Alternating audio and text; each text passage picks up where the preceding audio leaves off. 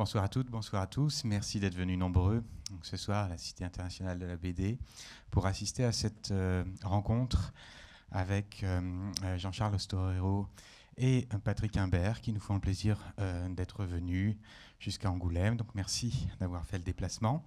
Alors pour vous présenter rapidement, Jean-Charles Ostorero, vous êtes producteur, fondu d'alpinisme, on va avoir l'occasion d'en parler. Et Patrick Imbert, donc vous êtes animateur, réalisateur. On vous connaît notamment pour Le Grand Méchant Renard, mais vous êtes venu ce soir pour nous parler du Sommet des Dieux, dont on peut dire d'ores et déjà quelques mots, puisque le Sommet des Dieux, comme vous le savez, c'est au départ un roman publié dans les années 90 par Yumi Makura au Japon, donc adapté au tout début des années 2000 par Jiro Taniguchi.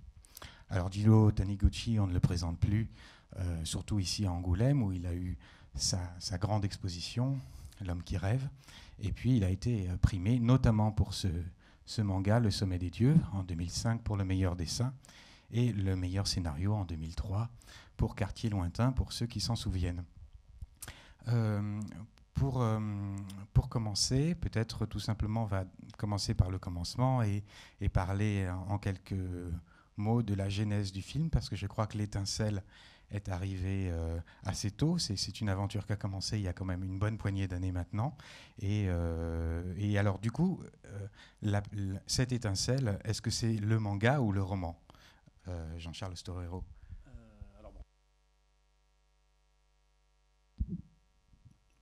Bonsoir à tous, toutes et tous, et merci d'être venus pour ce rendez-vous autour du Sommet des Dieux. Non, c'est pas le roman, parce que je ne lis pas le japonais, je ne le comprends pas non plus. Et le roman n'a jamais été traduit. Donc c'est clairement le manga. C'est aussi cette histoire qui est une histoire que, vous disiez tout à l'heure que j'étais assez fondu d'alpinisme. À une époque, oui, je me suis beaucoup calmé il y a très longtemps pour ça, et je suis devenu plus un fondu de la littérature de montagne et de la culture de l'alpinisme, on va dire. Donc cette histoire de Mallory et de Irvine et leur disparition sur les pentes de l'Everest en 1924, c'est vrai que je la connaissais pour l'avoir lu un peu sous toutes ses formes, romancée ou pas, à travers les premiers films même qui ont été tournés à cette époque. Mais je dois dire que jamais cette histoire m'avait bouleversé au point que je puisse dire, bah, tiens, ça ferait un film superbe, ça. Non, il a fallu vraiment que je lise le manga de Jiro Taniguchi pour que je me dise, là, oui, il y a vraiment quelque chose à faire en animation d'extraordinaire, quoi. Donc c'est bien parce que il s'est passé quelque chose en lisant ce manga, et que c'est le dessin vraisemblablement de Taniguchi, la narration également, et la manière qu'ils ont eu à tous les deux, Uemakura et lui, de raconter cette histoire, et de raconter surtout une fiction tout autour de cette histoire-là. Mais je pense que c'est vraiment le dessin de Taniguchi qui m'a ému au point de me dire que ça pouvait être transposé en cinéma d'animation, à condition de trouver des gens d'un grand talent.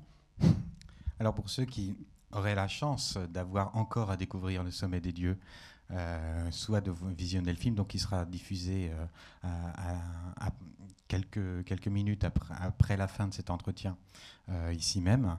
On peut quand même dire en quelques mots, sans vraiment révéler la totalité de l'intrigue, qu'il s'agit donc au départ de l'ascension en 1924 par deux alpinistes anglais de l'Everest. Ces deux alpinistes disparaissent donc à quelques centaines de mètres du sommet, en laissant derrière eux un appareil photo que va convoiter le personnage principal, qui est aussi le narrateur, et qui va croiser le chemin d'un sombre grimpeur solitaire qui va progressivement occuper le cœur de l'histoire. Et donc, l'alpinisme, vous, Patrick Imbert, vous n'êtes pas tombé dedans quand vous étiez petit, vous avez... Non, pas du tout. voilà. Moi, j'y connaissais absolument rien, en fait, on va dire. Dans l'univers qu'on connaît de vous, effectivement, on ne s'attendait pas forcément à rencontrer cet univers-là. Alors, qu'est-ce qui vous a séduit à la fois dans la proposition, parce que ça s'est fait comme ça, hein, c'est ce que vous me disiez en aparté tout à l'heure. Vous aviez d'abord acquis les droits du manga, et puis ensuite vous avez rejoint donc Patrick Imbert, hein, c'est ça? Je suis arrivé plus tardivement hein, sur le... Enfin, mais vas-y. Oui, non, enfin, pas tout de suite. Il y a d'abord eu. Alors, il y a la période d'abord où j'ai lu le manga qui m'a plu. Je me suis dit, tiens, c'est intéressant. Voilà. Après, il faut négocier, discuter pendant des mois et des mois pour finalement s'apercevoir que c'était possible et que les droits ont été acquis, signés en février 2013. Alors, évidemment qu'il y a toute cette période-là où je n'en parlais pas, bien sûr, puisque c'était quelque chose de top secret. Donc, c'est pas à ce moment-là qu'on s'est rencontré avec Patrick, mais Patrick, on s'est rencontré quand... il est vrai que quand j'ai eu ces droits, tout d'un coup, j'ai commencé à en parler, et tout d'un coup, je me suis aperçu que ça intéressait quand même beaucoup de gens dans l'animation. Et je me demandais, alors je m'étais demandé avant déjà, parce que je savais que le manga était sorti les premiers en 2004 hein, et qu'on était en 2012. Je me dis mais comment ça se fait que personne ne s'est intéressé à ça parce que c'était quand même une œuvre qui était déjà très très connue en France. Enfin, un personnage, un mangaka qui lui avait déjà une aura en Europe et notamment en Belgique, en France. Et je me disais, mais comment ça se fait que personne n'a voulu faire ça avant et au fond, je dis en rigolant, mais je m'aperçois que je ne connaissais pas assez bien, au fond, les difficultés que pouvait représenter l'adaptation en animation du Sommet des Dieux. Et donc, c'est cette espèce d'inconscience, finalement, qui m'a permis d'y aller, parce que voilà, je ne savais pas que c'était impossible à faire. Donc on l'a fait. C'est pour ça que vous l'avez fait, voilà. Et du coup, donc, sur ce qui vous a séduit sur le... Alors, ben, moi, j'ai tout simplement lu la BD, en fait, voilà. Parce que je connaissais Taniguchi, évidemment, avant. J'avais pas lu Le Sommet des Dieux parce que, bah, bêtement, je me disais, mais qu'est-ce qu'il peut bien raconter en 5 tomes sur 2 types qui grimpent la montagne hein donc j'avais pas lu. Et puis quand j'ai été approché, moi je travaillais à Folivari, qui est le studio qui a fabriqué le sommet, et j'étais sur notre projet, mais j'étais approché au tout début pour être character designer, c'est-à-dire dessiner les premiers visuels des personnages. Donc c'est vraiment les dessins préliminaires qui permettent de constituer un dossier de financement. Voilà, donc c'est très très très tôt avant la fabrication du film. Et donc, par simple professionnalisme, j'ai quand même lu ce sur quoi j'allais travailler. Donc, j'ai ouvert la BD et puis je ne l'ai pas lâché. Voilà, j'ai vraiment adoré. Alors que, tu l'as dit, je ne connais rien à l'alpinisme. Mais heureusement, en fait, la BD ne tient pas sur la connaissance de l'alpinisme. Elle tient sur l'histoire, sa narration, son dessin aussi, bien que moi, je sois plus sensible à la narration. Et donc, voilà, j'ai adoré. Et donc, tout de suite... ça m'a plu, j'ai voulu m'investir dedans, comme le projet m'a plu, même en tant que designer à l'époque, j'ai voulu tout faire pour que ce soit bien. Et en fait, je pense que c'est cette passion, cette envie de vraiment participer à un beau projet qui a fait que ça a collé en fait. Voilà.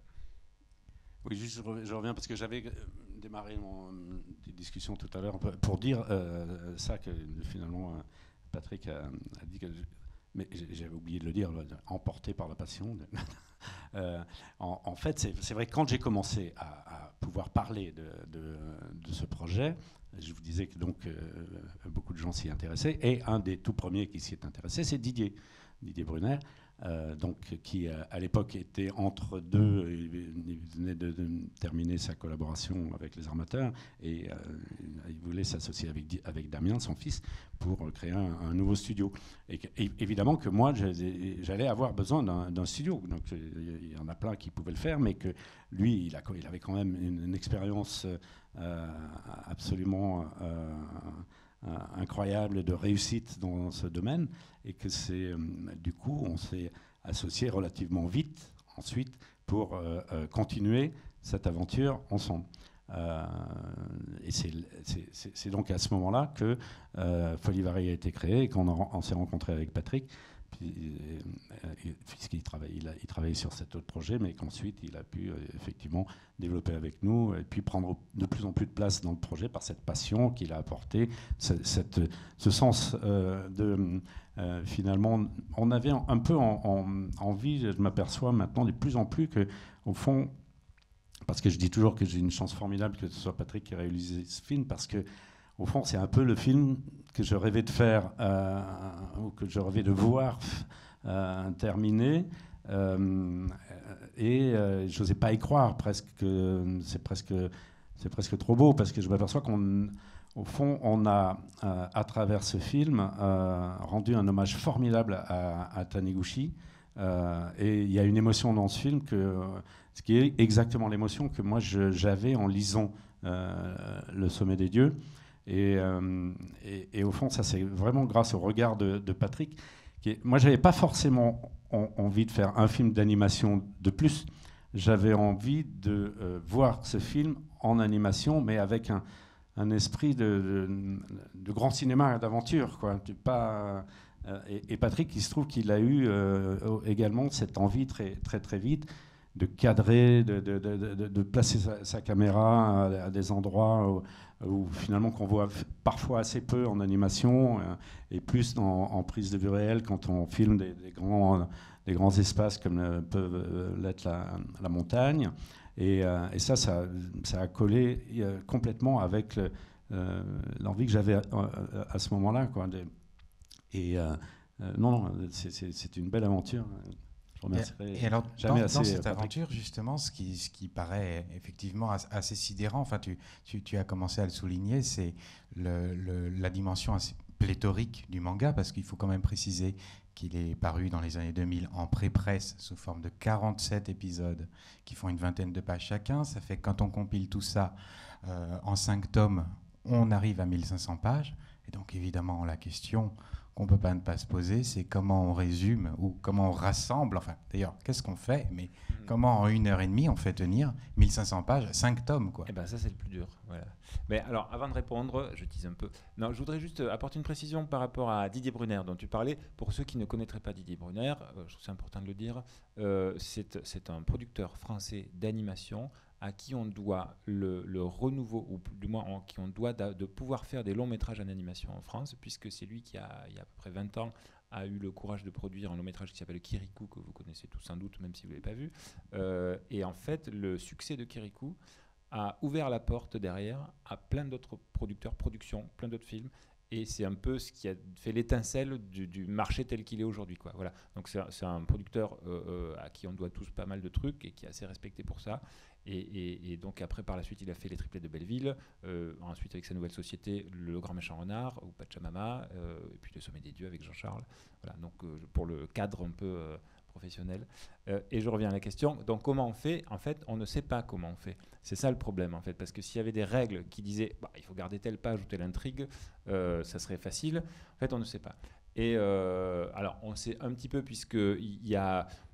Bon, il y a 1500 pages, tu l'as dit, c'est un peu comme dans une série, c'est-à-dire qu'on sent bien qu'il y a une intrigue principale autour de laquelle gravitent d'autres intrigues secondaires. Donc, il y a des choix qui se font assez vite. Il y a, par exemple, dans la BD, il y a une histoire de mafia népalaise, un enlèvement. Bon, ça, pour moi, il n'a jamais été question de le mettre dans le film, puisque de toute façon, en 1h30, tout rentre pas. Voilà, on n'allait pas faire une série, c'était un film. Mais voilà, une fois qu'on a dit ça, qu'est-ce qu'on fait? Et alors là, c'est là que commence l'espèce de marathon super angoissant, c'est de travailler à cette histoire. Alors d'abord au scénario, c'est-à-dire on écrit, et on écrit par hypothèse et par itération, c'est-à-dire on écrit telle scène, et puis on écrit telle autre, parce qu'on a gardé ça, on voit si ça marche, puis on s'aperçoit que telle scène qu'on a virée, en fait, ça marche plus parce qu'il y avait une info qui faisait passer de la A à la C, mais on a viré la B, alors peut-être qu'il faudra inventer autre chose, et puis en fait c'est que ça pendant des mois et des années, surtout que il y a on va dire première impulsion qui vient de moi, puisqu'il faut qu'il y ait, c'est quand même bien qu'il y ait une vision de quelqu'un pour aller à un endroit, mais c'est un projet de producteur, donc, et il faut que le producteur soit OK, il faut que le réalisateur, donc moi, même, enfin, c'était pas moi au début, mais ça l'est devenu, il faut qu'on soit tous d'accord pour aller à tel endroit. Donc ça rajoute une couche de problème, et quand bien même le scénario serait parfait, on n'a pas tous la même idée du parfait. Voilà. Et cet exercice d'hypothèse et de tâtonnement continue lors de la fabrication sur la phase de ce que vous connaissez peut-être si vous êtes étudiant ou professionnel de l'animation, qui est le storyboard ou animatique, on va dire, pour la bande large, puisqu'en fait, c'est à ce moment-là et à ce moment-là seulement qu'on voit si nos hypothèses de scénario sont bonnes ou pas. Il arrive qu'une idée qu'on croyait géniale en scénario s'avère être complètement nulle lors de la vision de l'animatique, puisqu'on a en fait c'est la réalité du film qui sort là, puisque c'est timé, c'est monté, il y a des voix maquettes, tout ça. Et je dirais que donc pour finalement répondre à la question, on sait comment en faire une fois qu'on l'a fait, en fait. En sachant tout ce qu'on a jeté à la poubelle, on se dit bah oui, il fallait garder ça. Bon, alors ça paraît évident une fois que c'est fait, mais en fait c'est qu'un tâtonnement permanent. Alors, il faut préciser aussi qu'au niveau de la narration, c'est une histoire à facettes, c'est-à-dire qu'on suit une sorte d'enquête, enfin, en tout cas, une histoire qui se situe à la fois dans le passé, dans le présent. C'est le présent qui reconstitue tous les morceaux qui sont complètement atomisés, et donc ouais, c'est ça. il y a un aller-retour incessant. Deux fils temporels qui finissent par se rejoindre. Bon, ça, j'ai rien inventé, c'est déjà dans la BD. C'est dans la BD, alors, oui. Sous forme beaucoup plus diffuse, puisqu'évidemment le médium de la BD permet beaucoup plus de flexibilité, de fluidité. Au cinéma, on est un peu tenu d'être efficace pour pas ennuyer le spectateur. Donc il faut que ça soit un peu carré, mais ce principe-là donc c'est un photojournaliste qui mène l'enquête, en fait, qui va reconstituer le passé de ce mystérieux grimpeur. Donc on a des incursions dans le passé. Et ça, moi, ça m'a paru assez évident qu'il fallait le faire, parce que je trouvais, en fait, tout simplement, j'aimais bien dans la BD, quoi. Voilà, donc j'essaie de se faire pareil. Mais une fois validé ce choix-là, encore faut-il le faire tenir. Et ça, lors du scénario et du storyboard animatique, bah, c'est pas facile, parce qu'en fait, on dit ah bah là, ça serait bien de passer dans le passé puis dans le présent, mais encore faut-il que ça marche. Et des fois, en fait, on s'ennuie. Des fois, on passe dans le passé puis on se dit mais pourquoi en fait on était bien dans le présent, ou inversement. Et en fait, il faut arriver à dire tout ce qu'on a à dire au bon moment pour que ça soit rythmé, pour qu'on s'ennuie pas, pour qu'on comprenne tout. Ça, c'est très important aussi, puisque ça, c'est propre au cinéma, contrairement au livre, la BD ou comme la littérature, où on peut revenir en arrière si on n'a pas compris, ou on peut accélérer les pages si on s'ennuie. Le cinéma impose sa temporalité. C'est-à-dire qu'il faut être sûr que le public ait tout compris quand c'est compliqué. Et dans la première partie du Sommet des Dieux, c'est un peu chargé, il y a plein de choses à faire passer, et le risque, c'était d'être très lourd. Donc il faut faire passer suffisamment d'infos pour comprendre, mais pas trop pour pas être lourd. Et aller assez vite pour pas s'ennuyer. Donc tout ça, c'est un peu des challenges, des défis que pose le storyboard animatique. Et je posais la question aussi parce que ce mode de narration, dans le manga, il est aussi encouragé, on va dire, par le mode de diffusion, qui fait que comme on publie sous forme d'épisodes, ces allers-retours entre passé et présent, ça permet de faire des rappels réguliers. Et moi qui ai vu votre film après avoir lu les mangas, je me suis dit, est-ce que c'est un aspect qu'ils vont garder ? Parce que en même temps, c'est la colonne vertébrale de l'histoire, mais c'est vrai que sur un temps ramassé, et pas du tout morcelé comme une publication mensuelle, il faut pouvoir tenir la distance, quoi, et en plus, il faut, et c'est ce que tu disais juste avant, il faut là-dedans arriver à ménager du temps pour installer les émotions et qu'on puisse avoir le temps d'entrer dans la psychologie des personnages, parce que progressivement, ça occupe le centre du film. Et à ce sujet, d'ailleurs, ma prochaine question, c'est est-ce que, Patrick, en tant qu'animateur, est-ce que le fait d'avoir travaillé sur du chara-design, comme tu l'as dit, est-ce que ça t'a naturellement concentré, peut-être par exemple dans les choix des passages que vous avez dû garder, d'autres que vous avez dû évacuer pour les adapter. Est-ce que cet intérêt autour du personnage, en l'occurrence d'Abou, qui est quand même le le fil rouge, quoi, quand même, de l'histoire. Est-ce que là-dessus, ça infléchit quand même le récit du film? Alors, le fait que je sois chara-design, c'est un bien grand mot, mais en fait, bon, je dessine réaliste et j'ai dessiné les personnages pour ce film. J'aime bien ça. Ça n'a pas influencé la narration parce que, en fait, la narration, c'est pas de l'esthétique. Voilà. Donc, il faut pas penser en dessinateur quand on raconte. Ça, c'est plus source de problèmes. En revanche, sur certains aspects de la mise en scène, mon goût pour l'humain et donc les personnages dessinés là, mais c'est aussi le cas quand je vois un film en prise de vue réelle, j'adore les acteurs. Mon goût pour ça et pour les subtilités qu'on peut rendre à travers le réalisme et la justesse des poses, du jeu d'acteur, de tout ce genre de choses, ça m'a poussé à faire une mise en scène très proche des personnages. Par exemple, pour résumer, le film, s'il fallait taillé en gros dedans, il est divisé entre deux parties. Une première partie où on rencontre beaucoup les personnages avec beaucoup de scènes dialoguées, où on est proche d'eux, et une deuxième partie où c'est l'ascension de la montagne, plus aventure, etc. Mais pendant cette première partie où on est proche d'eux, et ben en fait, toutes ces scènes dialoguées, elles sont très simples en mise en scène. Elles sont très simples, elles sont focalisées sur les personnages. Et une fois qu'on a posé la caméra, moi j'aime pas changer de caméra tout le temps, faire des effets. Une fois qu'on est bien posé, j'essaie d'exploiter tout ce qu'on peut faire avec un personnage qui est posé, qui est assis par exemple là, qui bouge pas beaucoup. Et mon goût pour l'observation du réalisme me pousse à exploiter tout ce qui est possible là-dedans. Et donc j'amenais mes animateurs, en tout cas ceux qui aimaient ça aussi, à, avec peu de choses, dire beaucoup. Un regard, un geste de la main, des choses comme ça.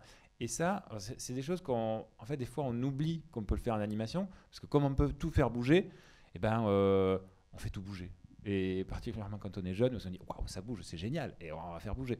Et donc c'est cool, mais ça se prête pas forcément à une bonne narration en fait, parce que ce qu'on cherche, c'est pas de l'esbrouf, de mouvement, c'est la justesse de ce qu'on fait passer. Et là, pour le coup, je pense que mon goût de dessinateur, en fait, ça a influé, de dessinateur et animateur, quoi, ça va avec. Ouais. Alors, si je puis me permettre, justement, tu as parlé de gestes, et on en parlait tout à l'heure, d'ailleurs, en préparant cette soirée. La question du geste, c'est effectivement quelque chose qu'on trouve dans le manga, mais Taniguchi dit lui-même qu'il manque au manga le mouvement pour pouvoir installer tout ce qu'il aurait aimé peut-être installer. Enfin, en tout cas, Taniguchi avait lui-même, il s'est beaucoup expliqué là-dessus. Il avait une énorme curiosité à l'endroit du cinéma. Et d'ailleurs, il dit les choses d'une manière assez... Je vais peut-être retrouver tout à l'heure la citation. Il dit, voilà, le cinéma est moins limité que le dessin dans l'expression des sentiments. C'est pour ça que tout à l'heure, je te parlais de l'importance de l'introspection et du personnage qui occupe progressivement le centre. Et donc là, maintenant, j'aimerais qu'on parle du geste de l'alpiniste qui, effectivement... Alors moi, quand j'ai vu le film, j'ai retrouvé, alors si ce n'est le dessin de Taniguchi, parce que c'est pas ça, c'est autre chose, c'est une autre œuvre, une autre création, mais en tout cas, et même quelque chose en plus, quelque chose dans le geste qui nous rapproche vraiment du métier, de l'alpiniste, etc. Ouais. Et on parlait également tout à l'heure, tous les deux, des bruits et de la nécessité d'utiliser un équipement.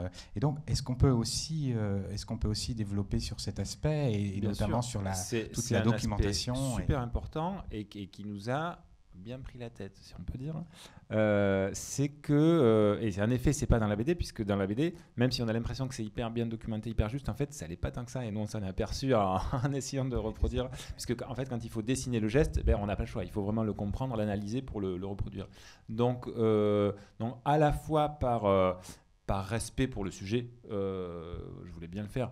Même si j'avais fait n'importe quoi d'autre, je l'aurais fait avec respect pour ce qu'on dessinait, mais aussi j'ai un goût pour le geste, en fait. Donc j'ai voulu retranscrire ça du mieux possible. Et donc c'est pour ça qu'on s'est énormément documenté. Donc ça tombe bien sur Internet, il y a plein de trucs, des films, des documentaires, des photos, enfin il y a tout ce que vous voulez. Mais on a fait venir aussi des consultants, et dont un qui est venu au studio avec ses cordes et ses mousquetons, et il s'est suspendu à la mezzanine du studio et il a mimé les scènes. Voilà. Et d'ailleurs, c'est marrant parce que j'ai une petite anecdote à ce sujet. Il y a une scène dans le film où le personnage de Abou fait une chute sur la paroi des Grandes Jorasses dans les Alpes. Il se pète la main, en fait. Il peut plus s'en servir. Et donc, il est obligé de faire un nœud avec sa bouche et une seule main et sa bouche. Voilà. Et en fait, j'ai demandé donc à notre ami alpiniste de faire ça. Et il commence avec la bouche, à une seule main, et en fait, il y arrive tout simplement. Donc en fait, on n'avait pas besoin des mains finalement pour faire ce nœud, mais mais je lui ai dit, écoute, c'est embêtant parce que pour l'aspect dramatique, il faudrait qu'il ait l'air de galérer avec sa main en fait. Donc il a forcé le trait pour qu'il ait l'air de galérer. En fait, c'était Abu Djodji, votre intervenant. Ouais. C'était presque ça. Mais il était plus loquace que lui. Et non, mais tout ça pour dire qu'en fait, ça illustre bien ce souci de réalisme qui est le nôtre en faisant le film, mais la nécessité de mettre en avant la dramaturgie. Parce que pour plein de petits moments ou de choix à faire par rapport au réalisme, si on est trop réalisme, en fait, on est en dessous en termes de dramaturgie. Si par exemple, il grimpe des séracs dans l'Everest, il y a des parois énormes qui font sans corde, sans rien. On ne fait pas ça en vrai, en fait. Sauf que si on le fait réaliste, c'est pas très impressionnant, en fait. C'est pour ça que les Américains, quand ils font du cinéma, ils font un peu n'importe quoi parce que ça fait bien, en fait. Et donc, en fait, il faut un peu, il faut doser, quoi. C'est-à-dire qu'il faut faire un peu n'importe quoi pour que ça fasse bien, mais respecter quand même le sujet. Voilà. Je voudrais qu'on parle de la dimension éminemment visuelle de certaines scènes, notamment, je pense au Grand Joras. Et là, je vais frotter un peu, de manière un peu plus rigoureuse, le manga à ce que vous avez fait. Au niveau de la narration, par exemple, le manga utilise un petit subterfuge qui est assez pratique. C'est que, comme le moment où Abu escalade les Grandes Joras, il est seul, il n'y a pas de témoin, mais il faut quand même arriver à convoquer ça dans la BD pour qu'on le comprenne. Eh bien, il y a un petit carnet qui est tendu par Kyoko. Bien pratique. Et dans ce carnet, il y a tout ce qui apparaît après dans les phylactères, qui pourrait, du coup, en toute logique, au cinéma, donner lieu à une voix off, sauf que vous le menez sur un mode intradiégétique, c'est-à-dire sans voix off, on est dans le temps de l'action, et on se concentre sur les aspects visuels, et c'est seulement ces aspects visuels qui racontent l'histoire. Je pense à ça parce que j'ai relu, après avoir vu le film, ces passages-là, où je me souviens que sans les textes, où on explique qu'après avoir dévissé, il va sur telle terrasse qui se situe à tant de mètres par rapport. C'est très technique, et le dessin seul de Taniguchi, en l'occurrence, ne permet pas de comprendre. Il faut le texte. C'est là où c'est la grosse différence entre la BD et le cinéma. Le dessin fixe n'a pas les mêmes outils que le cinéma. Au cinéma, on a de l'image, évidemment, on a l'image qui bouge avec le temps, et on a du son. Donc on utilise tout ça. Lui, il a une BD, et puis on peut lire. Donc c'est très bien ce qu'il a fait. Moi, j'ai adoré ce passage. Sauf que ça aurait été une bêtise de faire pareil, une voix off qui dit tout ce qui. Ça aurait été super lourd, quoi. À l'inverse, de permettre l'immersion du spectateur pour comprendre ce que le personnage vit. Et de travailler l'image, le son, le bruit du vent, le bruit des chocs sur la roche, et tout ça, ça participe à faire du cinéma. Enfin là, pour le coup, c'est du cinéma, au sens où en fait, on utilise les outils propres au cinéma. Et c'est ça qui est intéressant en fait. Et la scène a été beaucoup travaillée, à la fois au storyboard, au montage, au montage son, c'est-à-dire au bruitage quoi, et au mix. Pour tout aller dans ce sens-là et pour tout jouer sur les perceptions en fait, et jamais aucune explication. Il y en a un tout petit peu au début qui dit et voilà, il va faire ça, voilà. Et une fois qu'il a fini, il y a une espèce de petit bilan, mais très très vite par la voix off. Mais sinon, à mon sens, on pouvait laisser de côté toute explication technique à partir du moment où on était avec le personnage. C'était ma façon de le voir en tout cas.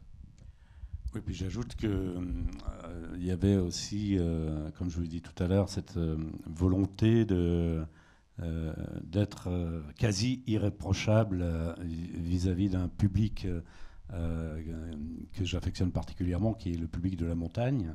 Et ça aurait été compliqué pour eux de comprendre comment, quand on est tombé dans la façon des Grandes Joras, qu'on a remonté sur une corde fixe avec un nœud de prussique, avec les dents et une jambe et un bras cassés, et qu'on a une partie du visage et des doigts gelés, comment on peut encore écrire des notes le soir tranquillement.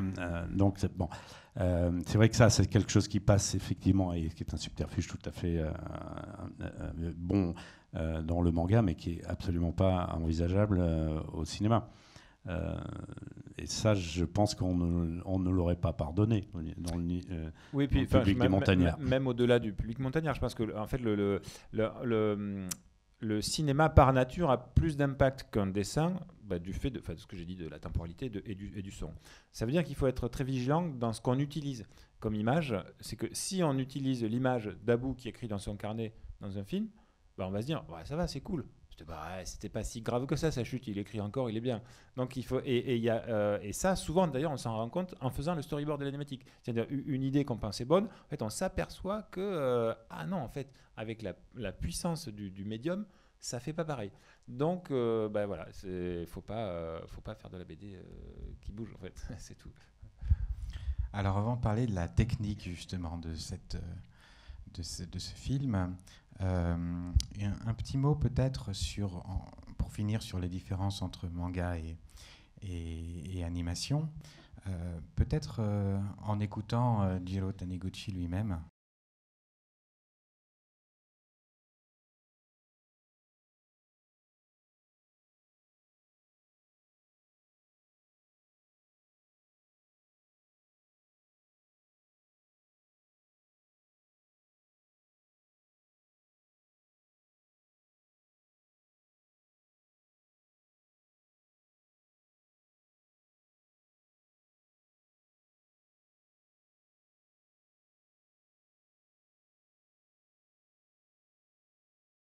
Voilà, le manga doit tout dire, parce qu'on ne peut pas tenir en haleine des gens qui ont attendu le dénouement, alors que le cinéma peut s'autoriser des choses un peu plus laconiques. Alors bien sûr, ici, Taniguchi parle de l'adaptation, il y a une dizaine d'années, de Quartier lointain, par Sam Gabarski.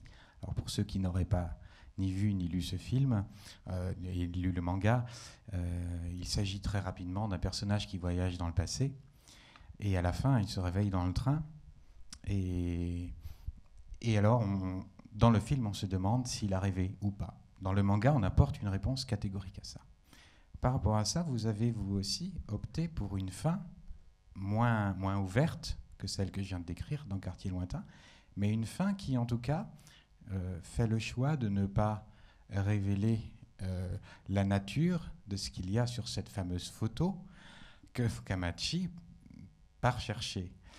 Et on comprend les intentions, bien sûr. Il s'agit de se recentrer sur l'importance de cette quête qui finalement dépasse un petit peu son objectif ou se déplace. Mais par rapport à ce que dit Taniguchi, quelle est votre réaction sur le...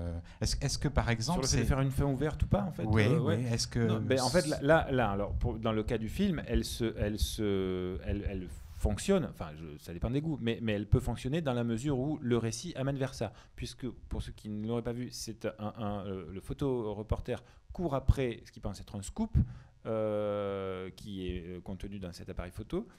Et sans révéler la fin, hein, mais... Ouais, mais alors là, ça va être compliqué. Mais en tout cas, une fois qu'il l'a,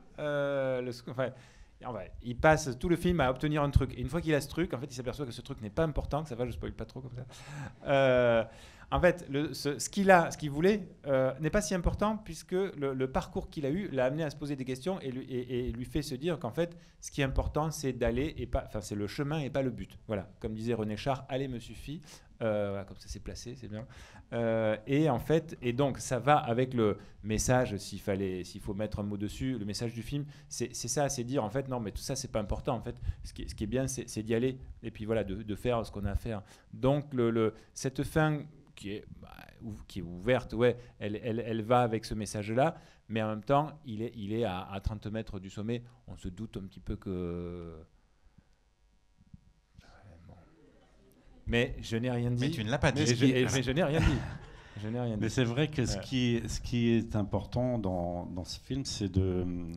Et vous le verrez, pour ceux qui n'ont pas vu le film, c'est que l'atmosphère change. Plus on monte et plus... et moins les hommes parlent, d'une certaine manière, et plus la nature et la beauté de l'aventure s'expriment. Donc... je pense que vous verrez, il y a de plus en plus de place pour la musique, par exemple. Il y en a moins quand on est dans la vallée, quand on est auprès des hommes, et il y en a beaucoup plus quand on est dans la nature, avec toute la violence que peut avoir cette nature-là, au sommet de l'Everest ou autour, à partir de 7000, 6000, 7000 mètres, où les vents sont infernaux, qu'il y a un bruit terrible, voilà, il fait moins 35 en permanence, enfin bref, c'est quand même pas une partie de rigolade, quoi. Et là, c'est très très beau de voir ça, et pensez à ce que je vous dis quand vous allez voir ce film, parce que ça va être une révélation de voir combien les esprits prennent le pas sur les hommes au fur et à mesure qu'on monte en altitude. Et ça, je trouve que c'est une grande, grande réussite de la réalisation, parce que c'est exactement ce que nous dit le message que veut nous faire passer Taniguchi.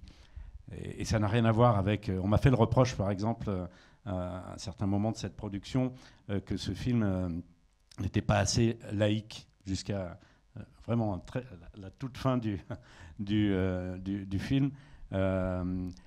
Et pour moi, c'est au contraire, c'est tout le contraire. C'est un film qui est complètement laïque, puisqu'il ne parle pas du tout du Dieu. Mais à ce moment-là, il parle... D'ailleurs, Taniguchi, il n'a pas appelé ça le sommet de Dieu, il a appelé ça le sommet des dieux, parce que des dieux, il faut savoir que dans ces pays, au Népal, Tibet, etc., il y en a autant que de vallées, il y en a autant que de groupes de Sherpas. Donc, des dieux, il y en a partout dans la montagne. Chaque alpiniste presque a le sien auquel il a besoin de s'accrocher dans les moments difficiles. Mais ça, c'est vraiment très, très fort, parce que c'est l'esprit de la montagne qui, peu à peu, prend le pouvoir sur les hommes. Et du coup, cette révélation que l'on a effectivement dans le manga, et que on peut nous éluder à un certain moment, c'est justement parce que c'est du cinéma, et c'est justement parce qu'on a avec nous le sound design, la musique, qui permet aux spectateurs de s'élever au-delà des montagnes sans qu'on ait besoin d'en faire plus. Kamigami no Itadaki en japonais, et donc faut le préciser, parce que pour une fois qu'on traduit un manga littéralement, c'est le titre original, ça veut dire sommet des dieux. Et donc il est un peu trompeur, puisque donc kami au Japon signifie autant esprit que Dieu. Donc aujourd'hui on dit Dieu parce que voilà, en Occident il y a des dieux, mais en fait c'est autant esprit. Donc dans ces cultures animistes, shintoïstes pour le Japon, il y a des dieux partout, dans un fauteuil, dans un arbre et donc dans la montagne. Donc on pourrait traduire plutôt par le sommet des esprits. Mais du coup, de fait, Dieu est forcément au pluriel. Sommet des dieux. Et ce film est un régal pour quiconque aime le dessin. Et je voudrais qu'on revienne, parce que alors, quelque chose qui m'a beaucoup étonné, c'est que on parlait tout à l'heure du rendu 2D. Je me suis dit, ah voilà, ça c'est un dessin animé. Moi qui aime le dessin animé, j'avais l'impression, parce que j'ai eu l'occasion de lire cette information, qu'il y avait eu un process 3D important. Et puis finalement, tu dis que non, on s'approche vraiment d'une approche assez tradie. Ouais, en fait, on a eu des premiers contacts 3D au tout début du projet, quand on s'est dit que oh là là, ça allait être compliqué à dessiner, tous ces alpinistes avec des mousquetons, des cordes et tout, il y a plein de détails. Donc on a envisagé des pistes 3D qui se sont vite avérées très complexes, très chères, très contraignantes, parce que la 3D c'est super, mais il faut il faut les moyens. Donc on est revenu à la bonne vieille 2D, on va dire. Alors les problèmes étaient toujours là, mais au moins on savait comment les résoudre, puisque moi mon métier c'est la 2D. Et donc, pardon, c'était quoi la question du coup? Ouais, non, il y a pas de 3D, il y en a très peu pour des véhicules. Enfin, ceux qui font de l'animation savent un peu ça. On fait de la 3D, on leur donne un petit aspect 2D pour l'intégrer. Et il y avait un peu de 3D dans certains décors d'éléments bâtis, comme des intérieurs de pièces ou des villes à l'extérieur, où on a fait une 3D très très basique pour simplifier les problèmes de perspective, et après on se calait dessus, on redessinait et on repassait dans un processus typiquement 2D. Mais pour tout ce qui est montagne, il n'y a pas du tout de 3D. Il y a beaucoup d'éléments photos repris, et puis il y a on dit des fois, on appelle ça le photobashing, quand on prend des petits morceaux, qu'on les met les uns à côté des autres et qu'on repeint dessus. Tout est repeint en tradi, traduit Photoshop, mais il n'y a pas du tout 3D. Et aussi, ce qui m'a amené vers là, en dehors du fait que c'est de la 2D, c'est que il existe dans les films, les documentaires de montagne, des super vues d'hélicoptères. Avant, c'est d'hélicoptères, aujourd'hui, c'est du drone. Il y a des vues géniales où on tourne autour des montagnes, des pics, des arêtes. C'est waouh, on a le vertige. Mais en fait, pour faire ça, il aurait fallu faire de la 3D complète. Et c'est pas ce qu'on a fait. Enfin, on n'avait pas ces outils-là. Donc moi, je me suis dit, bon, ok, je connais pas bien, on va faire autre chose. On va pas, on va pas essayer de concurrencer ces trucs-là. Et donc, ça a orienté ma mise en scène, bon, qui était déjà un peu orientée comme ça parce que c'est mes goûts, mais en tout cas, on allait clairement vers là, en essayant de créer une illusion d'espace, enfin une sensation d'espace, de perspective, de profondeur, mais il n'y a pas de vrai 3D immersif, quoi. On a cherché l'immersion autrement, quoi. Notamment, il y a des vues panoramiques, comme ça, sur l'Everest. Vous ferez attention tout à l'heure dans le film qui consiste dans des travelling. Alors ça, en 2D, ça m'a vraiment beaucoup étonné. Ouais. En fait, c'est marrant parce qu'on peut donner une sensation d'espace en faisant un simple mouvement de cam avec une très très légère déformation d'un élément, mais super légère, et comme on voit que ça bouge, on croit qu'on tourne autour en fait, mais pas du tout. Donc ouais, ça c'est pratique, et c'est que des petits trucs comme ça, quoi. Ouais. Oui, donc moi je suis intimement persuadé maintenant que la 3D n'aurait pas du tout rempli justement tout ce dont je parlais là il n'y a pas longtemps. D'autant plus que ce qui était très très frustrant, et surtout pour Patrick, c'est que les quelques, pas 50, les 2 ou 3 studios que nous avions contactés pour envisager éventuellement de faire le film en 3D,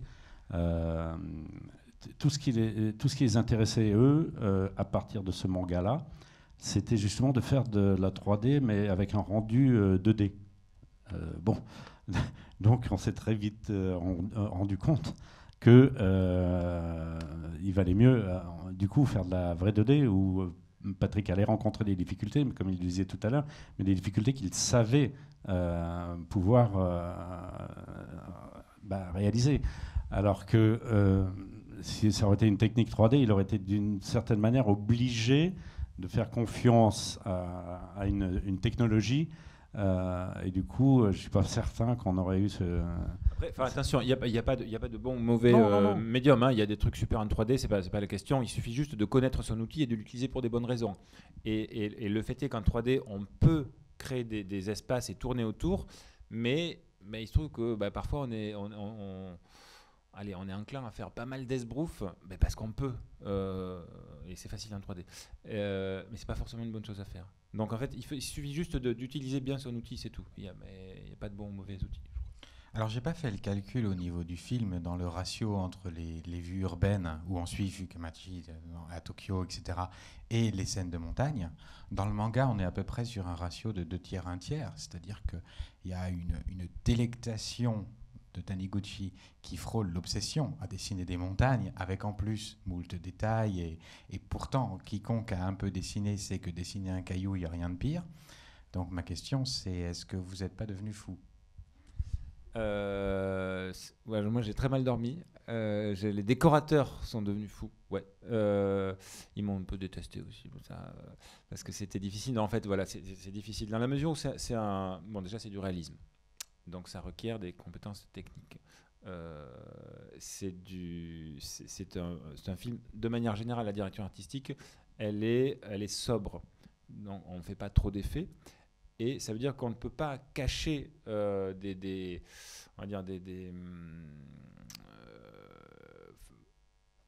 on peut rien cacher derrière des effets. C'est-à-dire, si on ne sait pas le faire, ça se voit. Voilà. Donc c'est très difficile à faire, et à tous les niveaux, hein, mais en particulier au niveau des décors, c'est quelque chose qu'on fait assez peu. C'est un truc que font tous les Japonais dans leur industrie. Ils peignent beaucoup leurs décors. Chez nous, souvent, on fait une ligne qu'on remplit de couleurs, et on fait des très belles choses aussi, mais on a moins l'habitude de peindre complètement. Et ça, c'était difficile à obtenir, surtout qu'il y a beaucoup de, surtout dans les scènes de montagne, la dimension immersive dont je parlais passait forcément par les décors, la couleur. Quand les bonhommes sont tout petits comme ça, c'est pas le bonhomme qui fait la sensation de vertige ou d'espace, c'est le décor. Et donc il y avait un gros enjeu qui pesait sur ces décors. Et donc toute l'équipe a quand même donné un gros boulot. Et il faut aussi saluer le travail de compositing de toute l'équipe compositing, puisqu'en fait le travail de la lumière et des effets de perspective atmosphérique, neige et vent, tout ça c'est géré au compositing, et il y a un super travail qui va sublimer tout le décor et tout le voilà. Oui, ça faut le souligner, une sobriété. Alors que moi, je trouve vraiment remarquable à ce sujet. Je voulais parler des effets de lueur diffuse qui me paraissent être une espèce de maniérisme, de tic d'aujourd'hui. C'est-à-dire, on n'en peut plus de ça. On en voit partout, etc. C'est quoi les lueurs diffuses ? Les lueurs diffuses, c'est-à-dire des effets de halo ou de contre-jour, enfin, avec des effets de pénombre du coup sur les parties ombrées. Et vous avez un traitement très en aplat avec vraiment une immédiateté du coloris, etc., qui est donc un usage très très parcimonieux des effets de lumière, quoi. C'est-à-dire que vous n'êtes pas dans un baroquisme en fait, de ça. Non, il y en a plein des effets de lumière, il y en a plein des contre-jours, il y en a plein, mais simplement il faut les utiliser à bon escient. En fait, c'est comme tout. En fait, c'est comme un cliché dans un film d'aventure ou un film d'amour. Des clichés, c'est pas forcément mal. En fait, ça peut être très bien, mais juste faut bien le doser, quoi. Et là, c'est pareil. En fait, il y a plein de clichés, allez, disons le mot, visuels. Mais il faut les employer au moment opportun et de la bonne manière. Voilà, c'est une question de dosage. Jean-Charles Storero, sur la musique, on crédite, c'est ça, Amine Bouafa. Amine, d'accord. Est-ce que quelques mots sur les choix musicaux qui accompagnent, je repense à ces premiers plans d'ascension un peu glorieux, parce qu'il y a des pics d'émotions qui sont parfois accompagnés, d'autres. Il y a une musique assez contrastée. Oui, Patrick va vous expliquer comment il a travaillé avec Amine. La seule chose que je peux dire, c'est que je suis complètement amoureux de cette musique. J'écoute cette BO très souvent. La mission qui était en quelque sorte confiée à Amine, Amine Bouafa, c'était de donner une voix au personnage important de ce film qui n'en a pas, à savoir la montagne. Et cette montagne a beaucoup de choses à raconter, alors elle en raconte beaucoup, et Amine lui donne effectivement, par son talent et par les choix qu'ils ont fait ensemble avec Patrick, lui donne véritablement une personnalité, une voix, et qui la fait rire et pleurer quand c'est nécessaire. Après, Patrick peut vous expliquer comment ils ont fait leur choix et comment ils ont travaillé ensemble. Mais il n'y a pas que la musique, il y a aussi beaucoup de travail sur le design sonore. Le sound design, oui. Alors, sur la musique, on ne se connaissait pas avec Amine, on s'est rencontrés à l'occasion du film, et ça a accroché tout de suite parce qu'il est... tous les deux, on aime bien la démarche de chercher, et de ne pas forcément s'arrêter sur un truc qui a l'air de fonctionner, mais on n'hésite pas à remettre en question tout le temps. Et donc, avec moi, il était super parce à aucun moment, il m'a fait sentir que c'était un problème. Si je doutais ou si j'avais envie de refaire, il me disait ouais, okay, ça ne te va pas de problème, on refait et tout. Et donc ça, c'est génial pour un réalisateur. Et on est parti d'un principe que j'avais eu au tout départ, qui était que cette musique-là devait marcher sur deux pieds, c'est-à-dire à la fois un pied de narratif, on va dire, ce qui est le propre de la musique hollywoodienne, qui accompagne les émotions, quand c'est triste, des violons, ou quand c'est chouette, il faut un peu de la patate, parce que tout simplement ça marche. Et en même temps, pour ne pas être que dans les clichés, il fallait une personnalité, il fallait une gueule, en fait, une patte. Et ça, pour le coup, on ne sait pas comment ça se fait, puisqu'il faut la chercher. Et c'est là où il a été super mis, donc il sait très bien faire de la musique qui fonctionne quand il faut.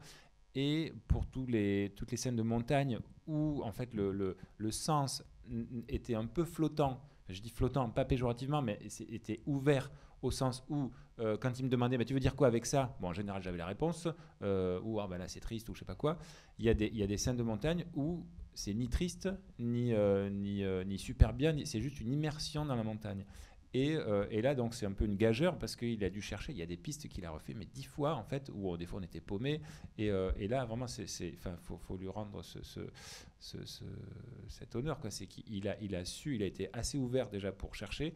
Et il a trouvé la voie, si on peut dire. C'est un peu bateau de dire ça, mais en effet, il a rendu des émotions et des impressions. Je trouve que le mot est plus juste avec impression parce que c'est des choses un petit peu indéfinissables, mais qui résonnent chez le spectateur et surtout qui sont en accord avec le sens du film.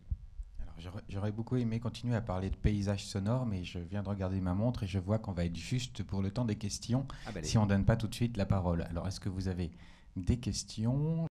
Bonsoir. Moi, j'avais une question plus par rapport aux images. Vous avez dit que vous avez utilisé des recherches des images sur Internet. Est-ce que vous êtes aussi allé, je sais pas, sur place, en montagne, pour filmer des trucs ou... Pas du tout. Ah. Non, ça aurait été peut-être bien, mais avec le recul, je sais pas si ça aurait servi à grand-chose. On a tout fait avec de la doc et beaucoup Google Street View aussi. Merci Google. Voilà. Non, après, ça suffit pas. Hein. Des fois, il faut les consultants. J'ai dit qu'on avait eu des consultants montagne. On a eu des consultants Japon aussi, puisque par exemple, si on fait du Street View à Tokyo aujourd'hui, on a le Tokyo aujourd'hui, mais si on veut que ça se passe dans les années 60, c'est embêtant. Donc là, on a eu un gros travail de recherche sur l'historique des vieilles photos, et puis une amie japonaise en fait qui nous a traduit tous les panneaux, enfin un décorateur aussi qui parlait japonais, et parce que quand on est en ville à Tokyo, on a un tas de les affiches, c'est des noms, en fait c'est des signes calligraphiés et écrit, et donc des fois on écrivait n'importe quoi. Par exemple, il y avait une librairie qui vendait de la bière, super, et donc ça va pas. Donc voilà, on peut pas tout faire avec la doc, mais on en fait beaucoup. Ouais. Mais on va les faire maintenant, les repérages. On va aller maintenant sur l'Everest, vérifier qu'on ne s'est pas trompé. D'ailleurs, le film au Japon, il est diffusé, il a un accueil. Alors, pas encore. Il y a des discussions actuellement avec un distributeur japonais qui pourrait le sortir au troisième trimestre 2022. Mais on n'a pas encore d'informations plus avancées, quoi. Mais voilà, c'est en discussion. Alors, pour finir sur effectivement la question du repérage, moi qui ai vécu à Tokyo, à plusieurs moments, je me suis dit, ah oui, ils ont dû se régaler en allant à Tokyo, parce que vraiment, on a Tokyo, quoi. Et même au niveau du son, au niveau effectivement des ambiances urbaines, qui sont d'ailleurs, à mon avis, on sent un plaisir à restituer ça. C'est toutes ces parties urbaines, encore plus que dans le manga, où c'est traité un peu vite, mais là, il y a également comme un plaisir à entrer dans l'équipe du son s'est bien éclatée globalement sur le film. Ouais. D'autres questions ? Oui, bonjour. Je voulais savoir, quand on fait un dessin animé en 2D réaliste, comment on fait pour pas tomber dans l'écueil de pousser le réalisme jusqu'à ce ça aurait pu être qu'on fasse un film qui aurait pu être un film en prise de vue réelle.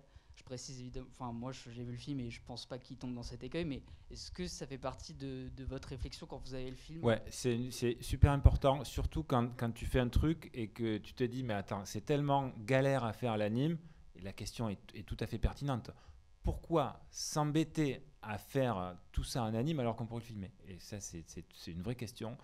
La réponse déjà, c'est qu'en fait moi je fais de l'anime et pas du live, donc je sais pas comment faire live. Je sais même pas si les droits du live étaient disponibles, mais bon. Mais au-delà de ça, alors moi j'aime bien le réalisme, donc j'en fais, mais je pense qu'il faut essayer quand tu fais ça de donner quelque chose où l'animation va apporter un petit truc. Et il y a quelques petits passages dans le film où on sort de l'objectivité de la caméra, et où là, pour le coup, ça n'aurait pas pu être fait en prise de vue réelle. Donc ça, déjà, ça marche mieux en anime qu'en live.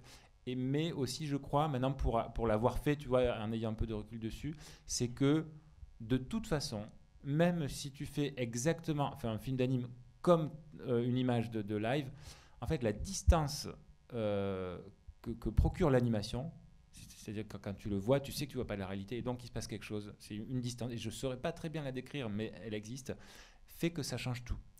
On pourrait dire, par exemple, à la décharge de l'animation, qu'on n'a pas la finesse du jeu d'acteur, puisqu'évidemment on ne filme pas des acteurs. Si on est en gros plan, on n'a pas les subtilités de regard et tout ça. Et donc on va trouver d'autres trucs, tu vois. Et donc ça t'amène à te poser des questions propres à l'animation. Et de la même manière, il y a des clichés, je parlais de clichés tout à l'heure, et notamment des clichés de lumière et tout ça. Je pense qu'il y a des clichés qui passent super bien en anime et qui feraient mais super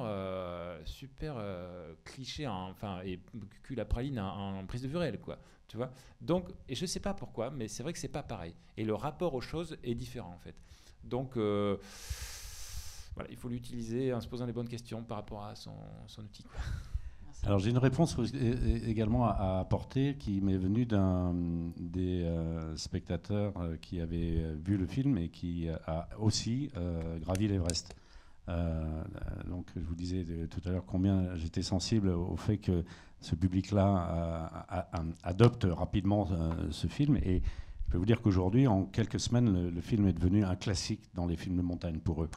Et lui m'a dit quelque chose qu'on n'avait pas forcément senti au départ. Bon, d'abord, il m'a dit, il y a des endroits, j'y suis passé, donc je sais que vous n'avez pas triché parce que j'y suis allé là. Alors que pour poser les caméras de prise de vue réelle, c'est quand même beaucoup plus compliqué dans Lightfall que de les dessiner. Et surtout, il m'a dit un truc qui m'a fait comprendre effectivement pourquoi on était dans la bonne direction en ayant fait ce choix de partir en animation et pas du tout en prise de vue réelle. C'est que cette animation, elle crée d'une certaine manière une distance avec leur vécu à eux. Et cette distance, ça se traduit par un surplus d'émotion. C'est-à-dire que quand il réalise, quand il voit Abou dans son délire, et que chacun de ces mecs-là ont tous vécu le fait de manquer d'oxygène et du sang qui s'épaissit dans le cerveau à partir de 7000 mètres et qu'ils deviennent complètement délirants au point de ne plus savoir s'ils doivent monter ou descendre, et c'est pour ça que beaucoup meurent, eh bien, ils le ressentent, ils sentent une vérité dans ce truc-là qu'ils ne sentent jamais dans un film de prise de vue réelle. C'est donc bien que c'est l'animation qui crée cette distance et qui va emporter d'une certaine manière leur esprit vers ce que vit le personnage. Et ça, c'est le plus beau des compliments qu'on ait. Mais c'est en tout cas, c'est une vraie question, et c'est pas pour ceux qui aiment le réalisme et qui ont envie d'en faire, il faut l'avoir toujours à l'esprit quand on fait les trucs, je pense. Merci pour cette question. Autre question dans le public? Oui, le micro arrive, hein, juste le temps.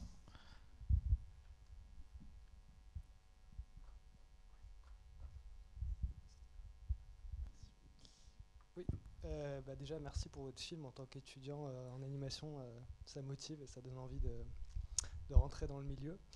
Ma question, c'était est-ce que vous pensez que ce film, dans un style réaliste, ça ouvre un peu des portes on a vu Last Man en série. Là, il y a Jérémy Perrin qui fait un nouveau film dans un style réaliste. Est-ce que vous pensez que ça y est, maintenant, ça devient un peu possible ou ça reste quand même une exception? En fait, j'aurais envie de dire oui, mais j'en suis pas sûr. En fait, ce qui est sûr, ce que je vois autour de moi, c'est qu'il y a un goût clair pour le réalisme de la part de tous les artistes, dessinateurs, tous ceux qui font de l'anime. En fait, on aime bien ça. Pas que ça, mais donc il y a moyen. En fait, les gens ont envie. Mais le fait de pouvoir en faire d'autres, c'est une question plus industrielle et c'est une question de production. C'est-à-dire qu'il faut qu'un film marche suffisamment commercialement pour qu'on se dise on va en faire comme ça en fait. Et Last Man, ça a été très difficile à fabriquer. Ça a eu un succès d'estime sans doute sur internet, mais ils font la deuxième saison et c'est très très dur aussi. Le succès du Sommet des Dieux est très relatif, parce que malgré une presse qui était plutôt assez bonne, les entrées en salle, en soi, ne permettent pas de rentabiliser le film. Enfin, tu m'arrêtes hein, si je dis ça, mais tu es bien placé pour le savoir, ça coûte cher, et les gens ne vont pas forcément, le public ne va pas forcément voir de l'animation adulte 2D.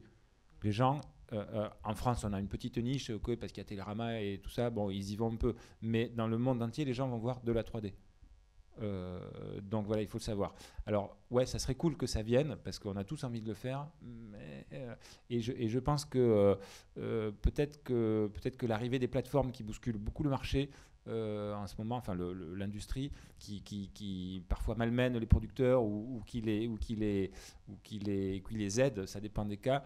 Je pense que les plateformes qui sont moins soumises à ces impératifs commerciaux, enfin elles en ont d'autres, mais le fait d'avoir un public acquis dans leurs abonnés peut leur permettre de produire, de financer des trucs comme ça.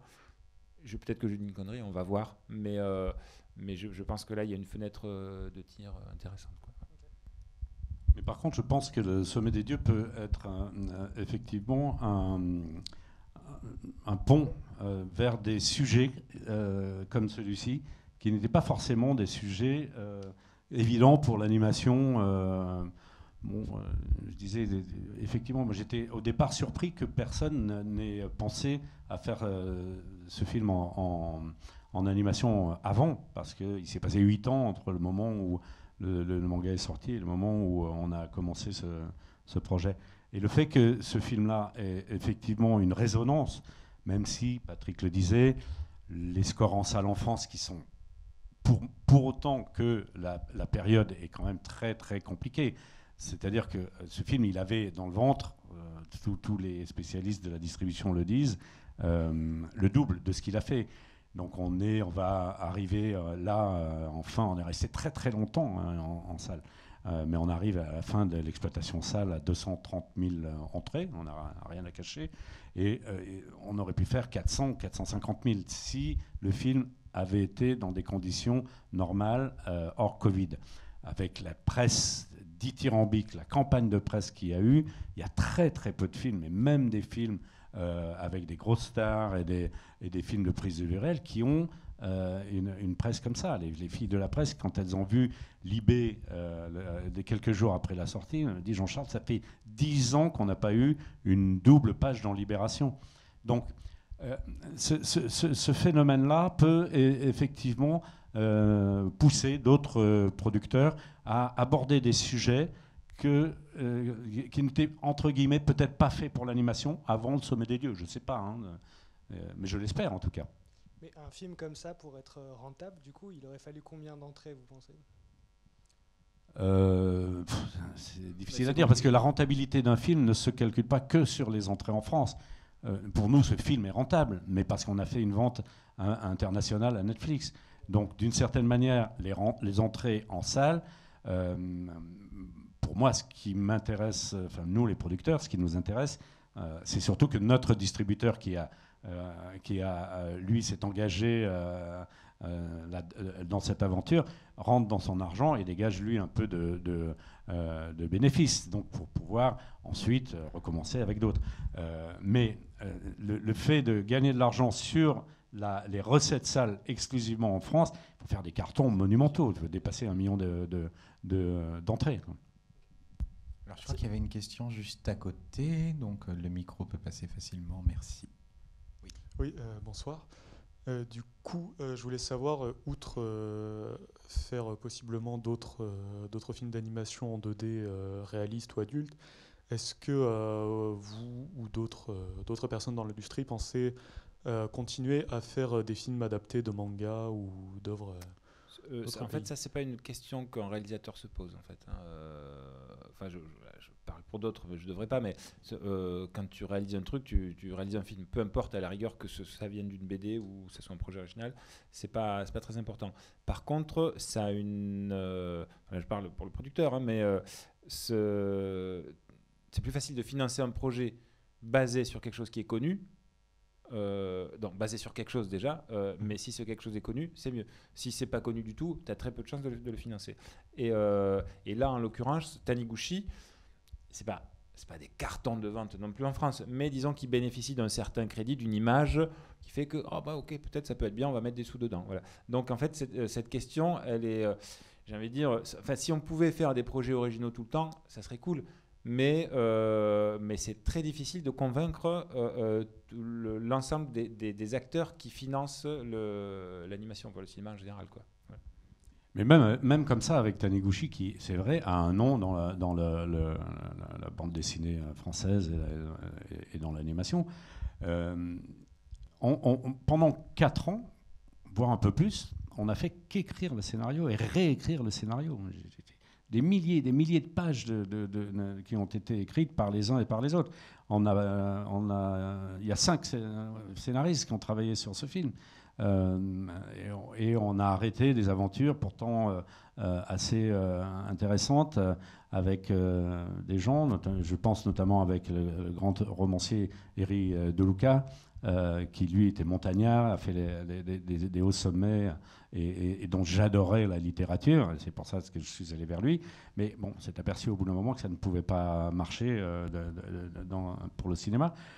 Bon, après, on a travaillé avec d'autres. Enfin, ce que je veux dire, c'est que tant qu'on n'a pas un scénario, donc nous-mêmes, nous sommes persuadés que c'est le bon, c'est absolument inutile d'aller voir un quelconque financier potentiel. Ouais, manga ou pas, ou auteur célèbre ou pas. Enfin, Voilà, si on n'y croit pas assez pour pouvoir aller le vendre, le défendre avec une passion fervente, même avec un nom comme Taniguchi derrière soi, ça ne fonctionne pas. Donc c'est pour ça que c'est si long. C'est que tant qu'on n'a pas... En plus, nous, on a réussi à faire ce film sans faire de teaser. Enfin, on a vendu le film, et c'est pourtant sur un gros budget, sans que personne ait vu une image bouger, quoi. C'est uniquement sur le scénario. C'est assez hallucinant, quoi. Mais on a mis 4 ans et demi à l'écrire. D'accord, merci beaucoup.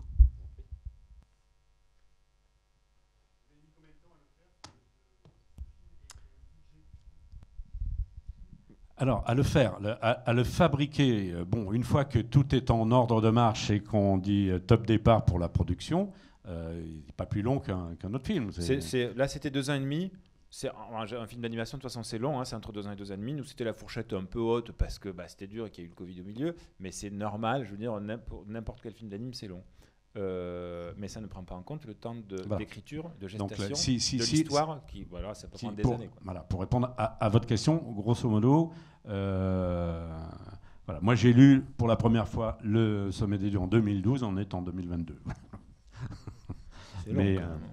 c'est long, c'est très très long. Donc voilà, c'est pour ça que je n'ai pas répondu à la question du jeune homme tout à l'heure pour savoir si on était prêt à repartir sur la production d'un manga.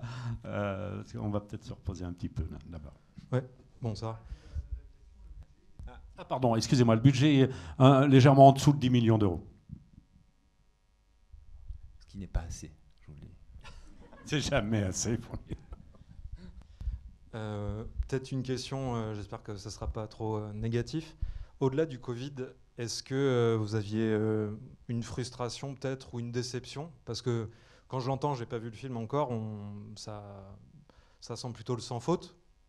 Mais est-ce que vous avez personnellement quelque chose qui vous a manqué ou déçu? C'est pour qui la question? Peut-être ça peut s'appliquer aux 2 personnes. Vas-y.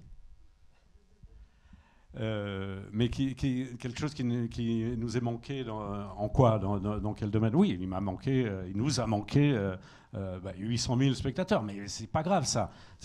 Voilà, on a dit le film est amorti. Est-ce que tu étais frustré ou pas du film en fait? Comment? Est-ce que tu étais frustré ou pas mais je crois l'avoir dit en ouverture de cette soirée.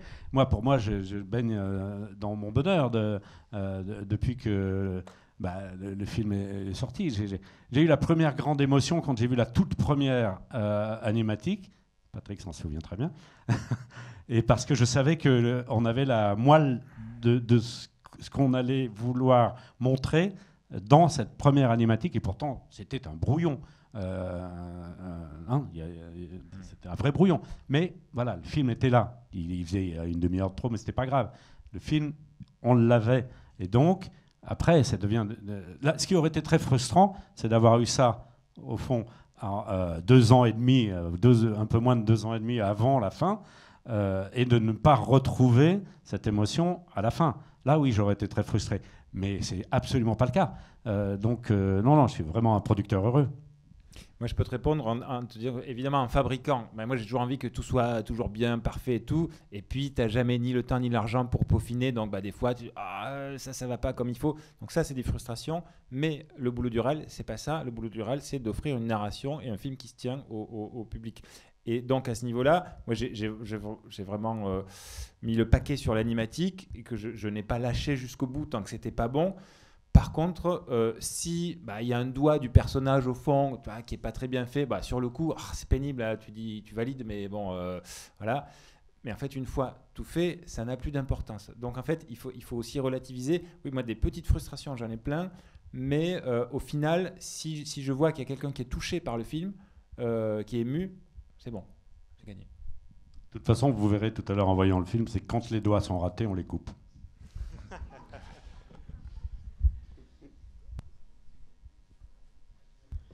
On a le temps pour encore peut-être une question. Désolée. Allez-y. Bonjour et merci pour la conférence. Moi, j'ai une question par rapport à la direction artistique du film. Je trouve que c'est très très beau. Et je me demandais un peu comment on travaille quand on travaille à partir d'une BD avec des images très fortes déjà, pour réussir justement à créer quelque chose d'autre tout en du coup rendant hommage un peu à l'œuvre. Et aussi du coup, est-ce que vous avez d'autres inspirations pour le travail, notamment des décors? Je vous posais la question. Alors, on ne s'est pas trop reposé sur la BD. Ouais. Tout simplement, parce que, comme je l'ai dit, c'est autre chose en fait. Voilà. Donc moi, il y a quelques cases qui m'ont un peu inspiré, que j'avais un peu isolé ça, et puis je m'étais fait un petit fichier d'images que j'aimais bien, mais parce que ça m'évoquait des choses.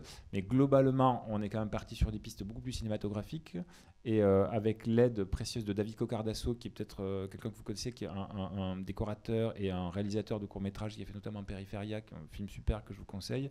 Et c'est son approche cinématographique, moi, qui m'intéressait. Et on avait tous les deux ces mêmes goûts-là, en fait. On voulait faire avant tout du cinéma et pas de l'animation. Et quand il s'agit de faire du ciel, on ne s'est jamais dit un truc, par exemple, qu'on voit dans les films du studio Ghibli, qui sont très bien, mais le bleu du ciel, il est bleu, les arbres, ils sont verts, bien verts. Et c'est des codes d'animation que moi, je ne voulais pas, en fait. Voilà. Et donc, on est allé chercher vraiment des trucs. En fait, on s'est inspiré de la photo et des films en prise de vue réelle et des chefs-op comme par exemple Emmanuel Lubezki, qui est le chef-op de Inarritu sur The Revenant ou des trucs comme ça. Ça, c'est des The Revenant et tout. Il y avait une part laissée à la nature qui était hyper importante. Donc ça nous a aidés. Mais lui, ou plein d'autres trucs. Mais on s'est vraiment... on a regardé le cinéma et pas l'animation, en fait. Donc déjà, ça, c'est le premier truc. Ensuite, il faut aussi parler de Michael Robert, qui était le chef décorateur, qui lui a permis à ces petites vignettes de David de devenir des vrais décors, ce qui n'est pas facile du tout, en fait. Donc Michael Robert, qui est le directeur artistique de Jérémy Perrin sur Last Man et sur son prochain Mars Express, là, qui est super fort. Et ensuite, il faut, mais comme pour tout, se poser les bonnes questions de pourquoi tu fais tel DA, en fait. Donc, mais pourquoi il va y avoir du brouillard? Pourquoi ça va être la nuit? Est-ce que ça a un sens? Est-ce que tu vois? Et en fait, c'est quand même bien si tout a un sens. Global, enfin, moi j'aime bien en tout cas. Et voilà. Et on est allé assez peu sur la BD. Et donc, à part quelques vignettes, il y a 2-3 vignettes qu'on va retrouver plus ou moins dans le film, mais c'est tout. Voilà. Ça répond à la question? Oui, super, merci. Et puis ça se sent trop par rapport à Périphéria, du coup, donc vous le dites. Ouais. Merci. Une toute dernière question. Ouais. Attendez le micro, sinon... J'aimerais bien savoir combien de pays du coup ont travaillé sur le film et qu'est-ce que l'auteur a pensé du film. Alors il y a eu 2 pays. Pardon, tu veux répondre? Vas-y. J'allais dire qu'il était décédé, l'auteur, donc en février 2017. Mais on communique assez régulièrement et je crois qu'il en est très fier. Il y a 2 pays, puisque c'est la France et le Luxembourg. Et si vous êtes exact, c'est donc un studio au Luxembourg. Et en France, c'est essentiellement Paris, mais aussi un studio à Valence pour tout ce qui est mise en couleur, compositing surtout, où ils ont fait un super boulot, et un peu d'assistanat. Voilà, je voulais quand même pas terminer non plus cette soirée sans rendre hommage justement à ces 3 studios qui ont travaillé sur le film. parce que qu'il s'agisse de Folivari, Mélusine et les astronautes, il y a beaucoup de talent dans ces studios, beaucoup de talent que Patrick a su repérer. Maintenant, c'est pas tout d'avoir des talents, et il faut savoir aussi les faire travailler ensemble. Une production comme ça, c'est quand même une grosse machine quand ça se met en route. Et là, c'est là où c'est quand même très appréciable d'avoir des studios d'excellence, parce que c'est pas tout de dire on va faire un très beau film. Et on va viser l'excellence, il faut aussi savoir la gérer, l'excellence, et ces studios-là ont su très bien le faire, et il faut en tirer leur chapeau. Des bonnes équipes qui ont bossé dur, parce que c'était un film difficile à faire, mais qui étaient toutes super motivés, donc on fait pas un film tout seul, hein, c'est un travail d'équipe, c'est important ça. Avant de vous laisser filer, un petit mot sur vos futurs projets. Je les connais pas encore. Vous avez rien sur le feu actuellement? Alors moi, mon prochain projet, c'est d'aller assister à la première à Tokyo quand le film sortira, et puis peut-être aller passer un mois ou deux au Népal, et puis ça s'arrête là pour l'instant. Alors merci beaucoup. Merci beaucoup. Merci à vous, et passez une bonne soirée devant ce film.